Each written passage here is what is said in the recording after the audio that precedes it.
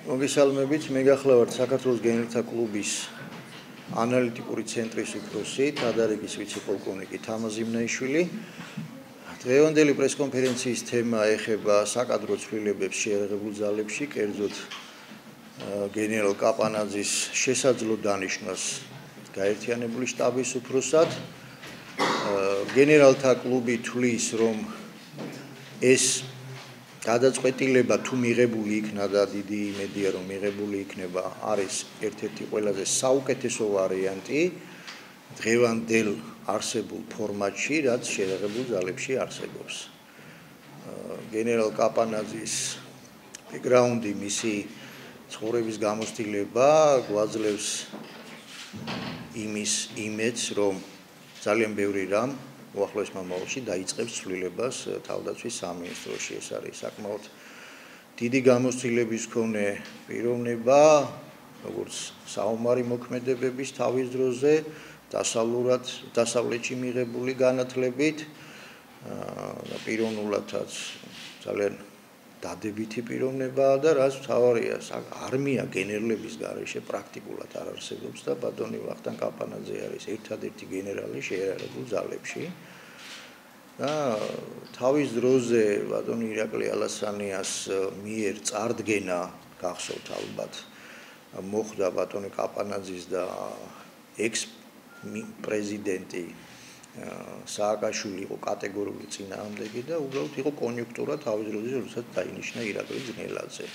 დღეს ეგ სიტუაცია გამოსწორდა და იმედი გვაქვს, რომ მხოლოდ ამით არ შემოიფარგლება საკადრო ცვლილებები, მომავალში გაგრძელდება პროფესიონალი კადრებით ჩანაცვლება იმ ხალხისა, რომელიც თავის დროზე წინა ხელისუფლების პირობებში პარტიული ნიშნით ინიშნებოდნენ თანამდებობებზე შეიარაღებულ ძალებში. თუ რამე კითხვები გაქვთ, შეგიძლიათ.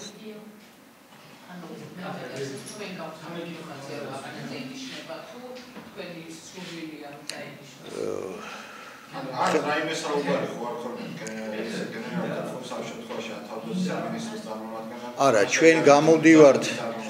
გამოვდივართ იმ მოსაზრებით, რომ რაც გაჟღერდა საზოგადოებაში, არსებობს რაღაც კულუარული ინფორმაციებიც და დიდი იმედი გვაქვს, რომ ეს ასე გადაწყდება და ესეც მოხდება რა. გამოვდივართ იმ ინფორმაციებიდან გამომდინარე ვამბობთ, რაც დღესდღეობით როგორც მედიაში, ისევე შეიარაღებულ ძალებში და ისევე კულუარებში ხდება ამის შესახებ ამაზე აპელირება. და დიდი იმედი გვაქვს, რომ ეს ასეც მოხდება. ხო, ბატონი ირაკლი ძნელაძე თავის დროზე მე მგონი იცით ეს იყო ასე თქვა იძულებითი გადაწყვეტილება მისი დანიშვნა გაერთიანებული შტაბის უფროსად. იყო მაშინ ნატო საქართველოს სამიტის წინა პერიოდი. ვალდებულება იყო რომ გენშტაბის უფროსი დასწრებოდა ამ სამიტს და ეს იყო პირადად მიხეილ სააკაშვილის გადაწყვეტილება. ეხლა მე ვფიქრობ, რომ ბოლო 9 წლის განმავლობაში გენერალ კაპანაძის დანიშვნა იქნება ყველაზე ესეთი სწორი გადაწყვეტილება, იმიტომ რომ ამ 9 წლის განმავლობაში თუ კი ვინმე იყო გენერალური შტაბის უფროსი, ან იყო დაბალი ასე ვთქვათ კვალიფიკაციის შეუსაბამო ან და იყო სტატისტის როლში, მაგალითად ბატონი დევიდ ჭანკვეტაძე გენერალი, რომელიც სტატისტის როლში გვევლინებოდა იმ პერიოდში და რაც შეეხება ბატონ ირაკლი ძნელაძეს, ეხლა ჩემთვის როგორც სამხედროსთვის ცოტა გაუგებარი იყო მისი დანიშვნა გენერალური შტაბის უფროსად. ეს ერთია ის, რომ გენერლების გარეშე არმია პრაქტიკულად არ შეიძლება იყოს და გენერალური შტაბის უფროს ბექგრაუნდი უნდა გქონდეს ისეთი, რომ შეესაბამებოდეს თანამდებობას. ელემენტარულად ეთიკის და ეტიკეტის ფორმაც არის, რომ სხვა ქვეყნის ამავე რანგის ადამიანები არასერიოზულად აღიქვამენ გენერალური შტაბის უფროს, რომელიც არ არის შესაბამისი წოდების და არ აქვს შესაბამისი გზა გავლილი. სანამ გახდება გენერალური შტაბის უფროსი. ახლა თქვენ წარმოიდგინეთ, როგორ შეიძლება იყოს გენშტაბის უფროსი, რომელიც ოცეულის მეთაურიც კი არ ყოფილა, ოცეულის დონეზეც კი არასდროს არ დაუგეგმავს რაიმე საბრძოლო ოპერაცია, ვთქვათ და სწავლების დონეზე არ გაუკეთებია ეს ყველაფერი წვნა და უწევ გენერალური შტაბის უფროსი.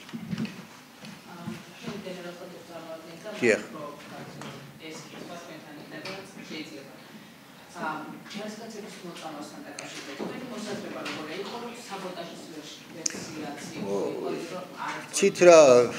ინფორმაცია საკმაოდ მწირია უბრალოდ ჩემი შეხედულება ესეთია რომ ეს არის გამოძახილი ჯერ კიდევ გამოძახილი ძველი ხელისუფლების მიერ აღებული ვალდებულებებიდან მე ვთვლი მაგალითად იმასაც რომ ტენდერების ის ტიპი რომელიც საქართველოში არსებობს რომელიც ყველა სახელმწიფო სტრუქტურაშია, იცოდეთ რომ ეს ევროკავშირის მასშტაბით არის საქართველოში და ალბანეთში სხვაგან არ არის, ორიენტირებულია მხოლოდ ფასზე და არა ხარისხზე, ეს გარკვეულ წილად იწვევს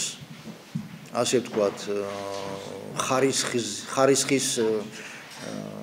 ასე ვთქვათ დევალვაციას და მე ვფიქრობ რომ ეს უფრო მეთქი დაკავშირებულია იმასთან რომ იმდენად თავის დროზე იმდენად დაბალი ფასით იქნა შესყიდული შესაძლებელია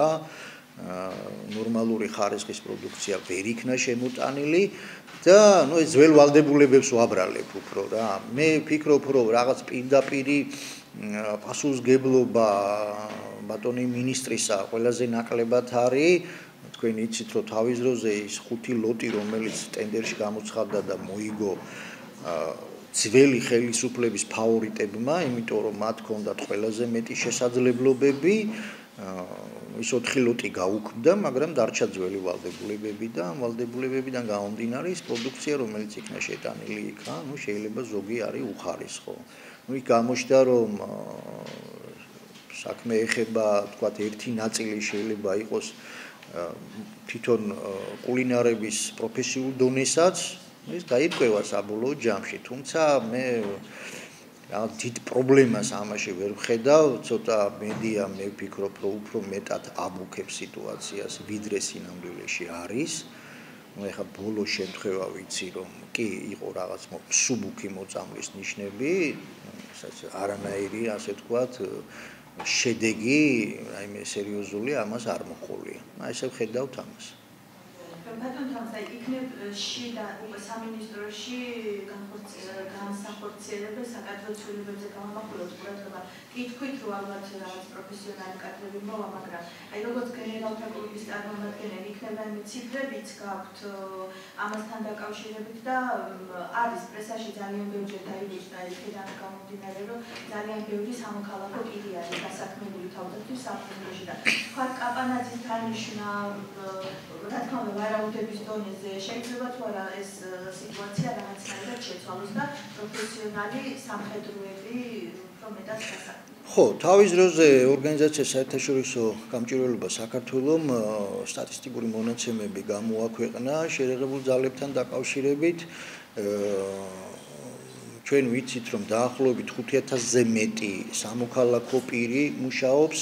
თავდაცვის სამინისტროში. ну ჩემის აზრით ახლა 28000 შტატი რომელიც არის თავდაცვის სამინისტროში შეერაღებულ ძალებში 5000-ზე მეტი სამოქალაქო პირის ყოფნა ცოტა პარადოქსალურად პროცენტული შეფარდება პარადოქსალურად მეჩვენება წინა ხელისუფლების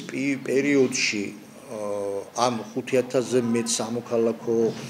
პირ შორის არის რაღაც ნაწილი რომლებიც არიან ყოფილი სამხედროების სრული ასაკი მოუვიდათ და დღეს სამოქალაქო თანამდებობაზე რა სამოქალაქოთ მოონთ ვარსკვლავიან თანამდებობაზე მუშაობენ ნიშნავს ვარსკვლავიან თანამდებობა რომ სამხედრო წოდების დონეზე არიან თქვათ ოფიცრის თანამდებობაზე მუშაობენ და არის ძალიან დიდი ნაწილი წმინდა სამოქალაქო პირები, რომლებიც მუშაობენ მაიორის, კაპიტნის, ვიცე-პოლკოვნიკის, პოლკოვნიკის თანამდებობაზე, ну, ძალიან დიდი ბოდიში, მაგრამ მათი კვალიფიკაცია იმხელა კითხვის ნიშნებს ბადებს, ჩვენ ვიცით, რომ ეს პარტიული ნიშნით, ასე ვთქვათ, დანიშნული პირები იყვნენ, ძალიან ბევრი და მე აი ძნელაძის ის ერთი წელიწადი რაც ბატონი ძნელაძე იყო გენშტაბის უფროსი და ну როგორც ჩანს სულ მალე არ იქნება ну არსებობდა ქვეყანაში ეგრეთ წოდებული კოჰაბიტაციის რეჟიმი, რაც საშუალებას ნაკლებად აძლევდა, თქვათ, შეერაღებულ ძალებს ჩანაცვლება მომხდარიყო პროფესიული კადრებით. ანუ კოჰაბიტაცია დამთავრდა, როგორც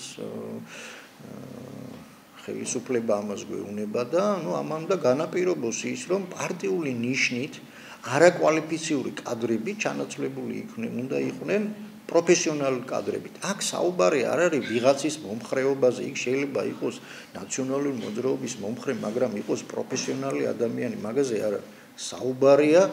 არაკვალიფიციური კადრების ჩანაცვლებაზე და ამასთან დაკავშირებით ну გარკვეული ინფორმაციები გენერალთა კლუბს გააჩნია, რომ საკმაოდ სერიოზულად